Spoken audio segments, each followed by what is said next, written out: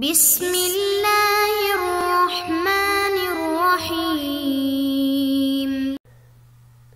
اللهم صل على سيدنا ومولانا محمد افضل صلواتك بعدد معلوماتك وبارك وسلم وصل عليه۔ بسم اللہ الرحمن الرحیم۔ عزیز طلباء کرام، امید ہے کہ انشاءاللہ العزیز آپ سب خیر و عافیت کے ساتھ ہوں گے۔ جامع السنن الترمذی جلد ثانی کے ابواب الوصایا عن رسول اللہ صلی اللہ علیہ وسلم کے ایک اور درس کے ساتھ آپ کی خدمت میں حاضر ہونے کا موقع ملا۔ بحمد اللہ تعالی مجموعی طور پر آج ہمارا سبق نمبر 116 ہے، تو بڑھتے ہیں اپنے سبق کی طرف۔ باب ما جاء لا وصیت لوارث، یہ باب ہے اس بیان میں کہ وارث کے لیے کوئی وصیت نہیں۔ وبه قال حدثنا حناد وعلی بن حجر قال حدثنا اسماعیل بن عیاش قال حدثنا شرحبیل بن مسلم الخولانی عن ابی امامۃ الباہلی قال، ہمیں روایت کی حناد نے اور علی بن حجر نے، یہ دونوں حضرات فرماتے ہیں کہ ہمیں روایت کی اسماعیل بن عیاش نے، انہوں نے روایت کی شرحبیل ابن مسلم الخولانی سے، انہوں نے حضرت ابو امامہ الباہلی رضی اللہ تعالی عنہ سے روایت کی، قال کہ ابو امامہ باہلی رضی اللہ تعالی عنہ نے فرمایا، سمعت رسول اللہ صلی اللہ علیہ وسلم یقول فی خطبتہ عام حجۃ الوداع، کہ میں نے حضور نبی کریم صلی اللہ علیہ وسلم کو حجۃ الوداع کے سال اپنے خطبے میں یہ فرماتے ہوئے سنا، ان اللہ تبارک و تعالی قد اعطى كل ذی حق حقہ فلا وصیۃ لوارث، کہ اللہ تعالی نے ہر حقدار کو اس کا حق دے دیا ہے، لہذا کسی وارث کے لیے کوئی وصیت نہیں ہے۔ الولد للفراش وللعاہر الحجر،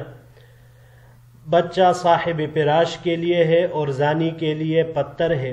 وحسابہم علی اللہ تعالی، اور ان کا حساب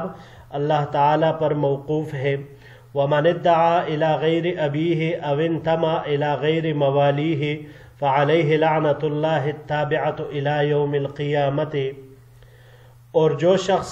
اپنے آپ کو غیر باپ کی طرف منسوب کرے، یا جو غلام اپنے آپ کو غیر موالی کی طرف منسوب کرے، تو اس پر اللہ تعالیٰ کی لعنت قیامت تک مسلسل ہو۔ لا تنفق امرأة من بیت زوجها الا باذن زوجها، کوئی بھی عورت اپنے شوہر کے گھر سے اس کی اجازت کے بغیر خرچ نہ کرے۔ قیلا، پوچھا گیا، یا رسول اللہ صلی اللہ علیہ وسلم ولد طعام، اے اللہ کے رسول صلی اللہ علیہ وسلم اور کھانا بھی خرچ نہ کرے؟ قال ذاک افضل اموالنا، کہ یہ تو ہمارے اموال میں سب سے افضل ہے۔ وقال، اور فرمایا، العاریۃ مؤدات، یہ واپس کی جائے۔ والمنحۃ مردودۃ، اور منحہ اس کو لوٹایا جائے۔ والدین مقضی، اور قرض کو ادا کیا جائے۔ والزعیم غارم، اور قرض کا ضامن اس کی ادائیگی کا ذمہ دار ہوتا ہے۔ وفی الباب عن عمرو بن خارجہ وانس بن مالک ھذا حدیث حسن، اس باب میں عمرو بن خارجہ اور انس بن مالک رضی اللہ تعالی عنہما سے روایات ہے، یہ حدیث حسن ہے۔ وقد روی عن ابی امامۃ عن النبی صلی اللہ علیہ وسلم من غیر ھذا الوجہ، اور حضرت ابو امامہ باہلی رضی اللہ تعالیٰ عنہ سے حضور نبی کریم صلی اللہ علیہ وسلم سے اس طریق کے علاوہ دوسرے طریق سے بھی یہ مروی ہے۔ جی بڑھتے ہیں اگلے سلائیڈ کی طرف۔ وروایت اسماعیل بن عیاش عن اہل العراق و اہل الحجاز لیس بذاک فیما یتفردہ بہ لأنہ روا عنہم مناکیر، اسماعیل ابن عیاش یہ اگر روایت کرے اہل عراق اور اہل حجاز سے تو پھر اس کے اعتبار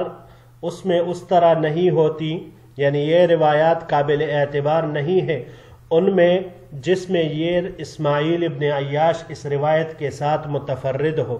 لأنہ روا عنہم مناکیر، کیونکہ اسماعیل ان اساتذہ سے نہایت ضعیف اور منکر روایات نقل کرتے ہیں، وروایتہ عن اہل الشام اصح، اور اہل شام سے ان کی روایات، یعنی اگر یہ شامی اساتذہ سے روایات کرتے ہو تو پھر یہ روایات صحیح ہے۔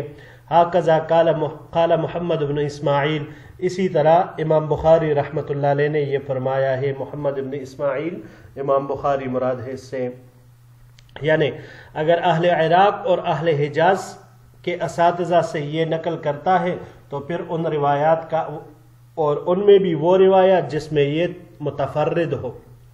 یعنی وہ روایت کسی اور کی نہ ہو، تو پھر اس میں اس کا اسماعیل ابن عیاش کا اعتبار نہیں ہے، کیونکہ یہ ان سے مناکیر اور انتہائی ضعیف روایتیں نقل کرتا ہے۔ لیکن اگر اپنے علاقے اہل شام کی روایتیں ذکر کرے اساتذہ کی تو پھر وہ معتبر ہے۔ قال امام ترمذی رحمۃ اللہ علیہ فرماتے ہیں سمعت احمد بن الحسن یقول، کہ میں نے اب احمد بن حسن سے سنا کہ وہ فرما رہے تھے، قال احمد بن حنبل، کے امام احمد بن حنبل رحمہ اللہ نے فرمایا، اسماعیل بن عیاش اصلح حدیثا من بقیہ، کہ اسماعیل بن عیاش یہ بقیت ابن الولد کی حدیثوں سے اس کی حدیث اچھی ہے، ولی بقیت احادیث مناکیر عن الثقات، اور بقیہ یہ ثقہ اساتذہ سے، ثقہ مشایخ سے نہایت ہی ضعیف روایات اور منکر روایات نقل کرتا ہے۔ وسمعت عبداللہ ابن عبد الرحمن یقول، اور میں نے اسی طرح عبداللہ ابن عبد الرحمن کو فرماتے ہوئے سنا، وہ کہہ رہے تھے سمعت زکریا ابن عدی یقول، کہ میں نے زکریا ابن عدی سے یہ فرماتے ہوئے سنا، قال ابو اسحاق الفزازی، کہ ابو اسحاق الفزازی نے فرمایا، خذوا من بقیۃ ما حدث عن الثقات،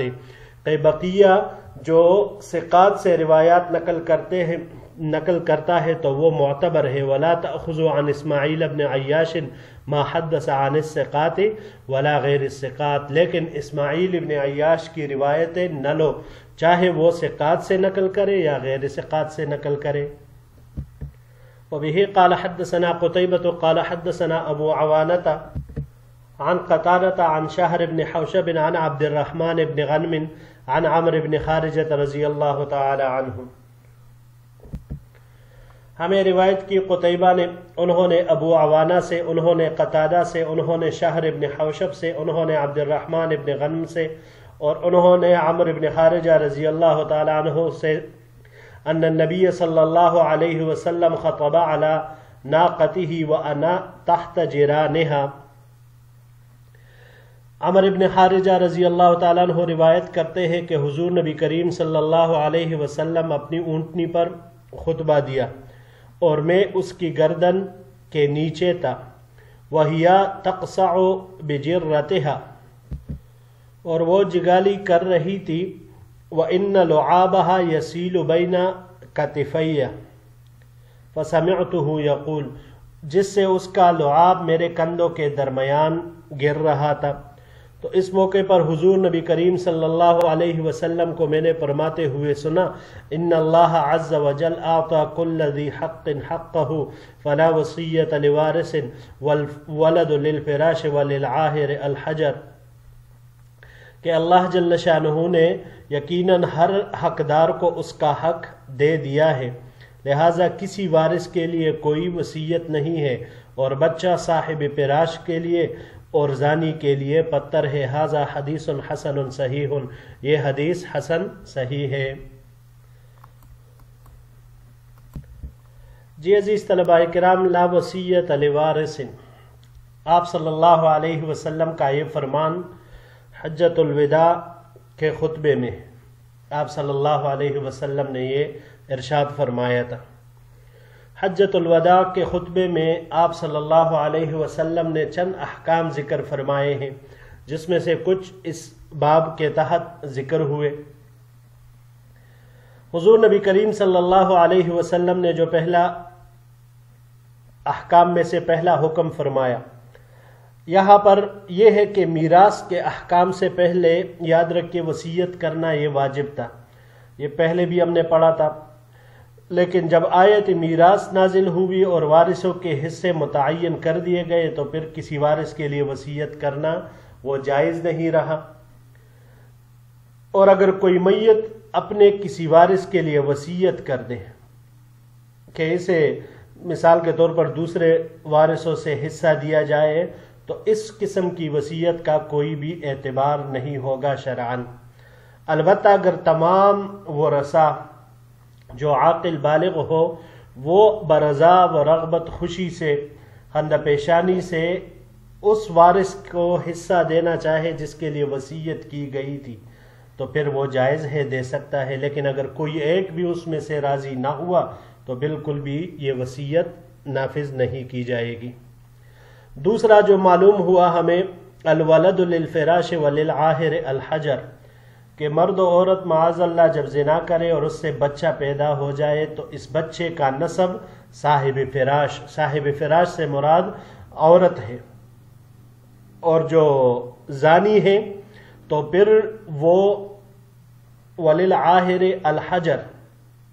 حجر اس کے دو معنی محدثین حضرات نے بیان فرمائے ہیں۔ پہلا معنی ذلت، رسوائی اور محرومی کی ہے، مطلب یہ ہے کہ یہ اس بچے کا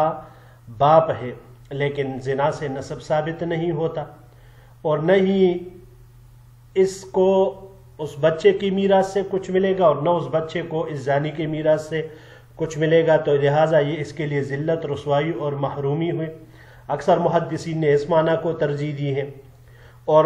وللعاہر الحجر، حجر کو اپنے معنی میں لے لیا جائے تو پھر اس سے مراد سنسار کرنا ہے، رجم کرنا ہے، کہ زنا کرنے والا اگر شادی شدہ ہو تو اسے سنسار کیا جائے گا۔ پھر آگے آپ صلی اللہ علیہ وسلم نے فرمایا وَحِسَابُهُمْ عَلَى اللَّهِ تَعَالَى، ان کا حساب اللہ تعالی پر ہے، یعنی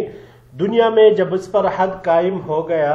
اس کے بعد آخرت میں اللہ جل شانہ اس کے ساتھ کیا معاملہ فرمائے گا تو یہ اللہ کے علم میں ہے، چاہے معاف کر دے چاہے سزا دے۔ یا بعض حضرات یہ مطلب بیان کرتے ہیں کہ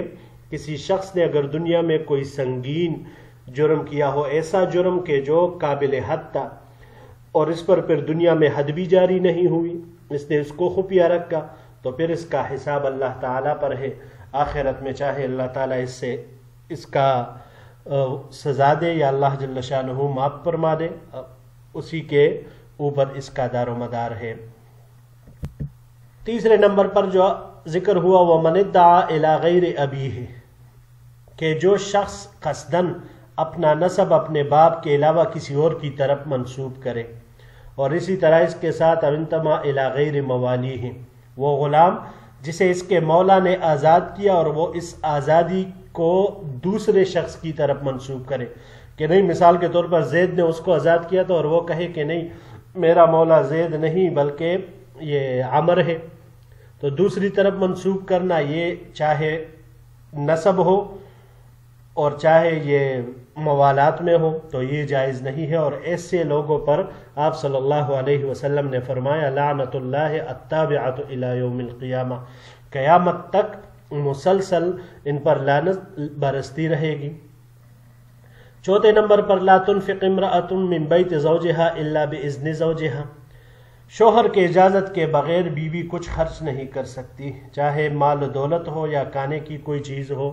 اجازت ہو تو پھر خرچ کرنے میں کوئی مذائقہ نہیں۔ ہمارے جو عرف میں چل رہا ہے تو عام طور پر ان کو اجازت ہوتی ہے۔ یہ آپ صلی اللہ علیہ وسلم سے پوچھا گیا کہ کھانے کی چیزیں بھی نہیں، تو آپ صلی اللہ علیہ وسلم نے فرمایا وہ تو ہمارے اموال میں سے سب سے افضل چیز ہے۔ پھر آپ صلی اللہ علیہ وسلم نے جو پانچویں نمبر چیز ذکر کی العاریۃ مؤدات، کہ مانگی ہوئی چیز کو واپس کرنا ضروری ہے، اگر اس کی تعدی اور زیادتی سے یہ ہلاک ہو جائے تو پھر قیمت ادا کرنا اس شخص کے اوپر آئے گا، اور اگر بغیر تعدی کے ہلاک ہو جائے تو فقہ کا مسئلہ ہے کہ اس پر کوئی ضمان نہیں ہے۔ چھٹے نمبر پر والمنحۃ مردودۃ، منحہ کو بھی لوٹانا ضروری ہے۔ یاد رکھیے منحہ سے وہ دودھ والا جانور مراد ہے جو عارضی طور پر استفادے کے لیے کسی کو دیا جائے، یا اس سے مراد پلدار درخت بھی کسی کو استعمال کے لیے دے دیا جائے کہ بھائی اس درخت کا میوہ آپ اتنے عرصے کے لیے استعمال کر سکتے ہو، یا کسی کو زمین کاشتکاری کے لیے دی جائے کہ 1 سال کے لیے 2 سال کے لیے آپ اس سے نفع حاصل کر سکتے ہو، آپ اس میں محنت کرو، جو کچھ بھی حاصل کرو وہ تمہارا۔ تو لہٰذا ایسی منحہ اس کو بھی واپس کرنا ضروری ہے۔ والدین مقضی، قرض کو ادا کرنا شرعاً واجب ہے۔ مطل الغنی ظلم، حدیث مبارک میں کہا گیا ہے کہ اگر اس کے پاس پیسے ہو اور پھر بھی واپس نہیں کر رہا ہو تو ظلم ہے۔ والزعیم غارم، کوئی شخص کسی چیز کی ذمہ داری لے لے، ضامن بن جائے تو اس کے اوپر پھر اس کا ادا کرنا یہ لازمی ہوگا کہ وہ اپنی ذمہ داری کو نبھائے اور اس میں کسی طرح کی کوتاہی نہ کرے۔ تو یہ امور اس حدیث مبارک میں آپ صلی اللہ علیہ وسلم نے ذکر فرما دیے۔ جی بڑھتے ہیں اگلے باب کی طرف۔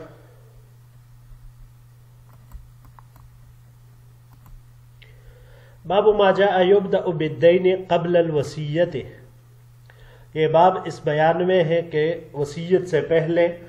قرض ادا کرنے سے آغاز کیا جائے گا۔ وبہ قال حدثنا ابن ابی عمر قال حدثنا سفیان بن عیینہ عن ابی اسحاق الحمدانی عن الحارث عن علی رضی اللہ تعالی عنہ، ہمیں روایت کی ابن ابو عمر نے، انہوں نے سفیان ابن عیینہ سے، انہوں نے ابو اسحاق الحمدانی سے، انہوں نے حارث سے، انہوں نے حضرت علی رضی اللہ تعالی عنہ سے، ان النبی صلی اللہ علیہ وسلم قضا بالدین قبل الوصیت، کہ حضور نبی کریم صلی اللہ علیہ وسلم نے قرض کی ادا کرنے کا فیصلہ فرمایا وصیت سے پہلے۔ وانتم تقرؤون الوصیت قبل الدین، اور قرآن کریم میں تم لوگ پڑھتے ہو اس کو کہ وصیت وہ دین سے پہلے ہے۔ والعمل على هذا عند عامة اہل العلم، اور اس پر عمل عام اہل علم کا ہی ہے، انه يبدأ بالدین قبل الوصیت، کہ وصیت کے نافذ کرنے سے پہلے دین کے ادا کرنے کا آغاز کیا جائے گا، یعنی سب سے پہلے میت کے ترکہ میں سے دین ادا کیا جائے گا اور پھر اس کے بعد وصیت کی تنفیذ ہوگی۔ جی عزیز طلباء کرام، یہ روایت پہلے بھی گزر چکی ہے، باب ما جاء فی میراث الاخوۃ من الاب والام کے تحت۔ وہاں پر حضرت علی رضی اللہ تعالیٰ عنہ کی یہ روایت تفصیل کے ساتھ ذکر گزر چکی ہے۔ تو اس سے جو ہمیں معلوم ہوتا ہے کہ اگر کوئی شخص جو مرض الوفات میں ہو اور وہ وصیت کرے کسی کے لیے اس حال میں کہ اس کے اوپر قرضہ بھی ہو، تو وصیت پر عمل کرنے سے پہلے میت یہ اس کے مرنے کے بعد سب سے پہلے اس کا قرضہ ادا کیا جائے گا، اس کے بعد ہی اس کی وصیت نافذ کی جائے گی۔ اگرچہ قرآن مجید میں وصیت کا ذکر وہ مقدم ہے قرض پر، لیکن حقیقت میں حضور نبی کریم صلی اللہ علیہ وسلم نے جو فیصلہ فرمایا تھا اس کے روح سے قرض وہ مقدم ہے وصیت کے اوپر، تو سب سے پہلے قرض ادا کی جائے گی اور اس کے بعد وصیت اس کا نفاذ کیا جائے گا۔ جی عزیز طلباء کرام، یہیں تک ہمارا آج کا سبق تھا۔ انشاءاللہ العزیز زندگی رہی تو اگلے درس میں پھر آپ کی خدمت میں حاضر ہوں گے ایک نئے باب کے ساتھ۔ السلام علیکم ورحمۃ اللہ وبرکاتہ۔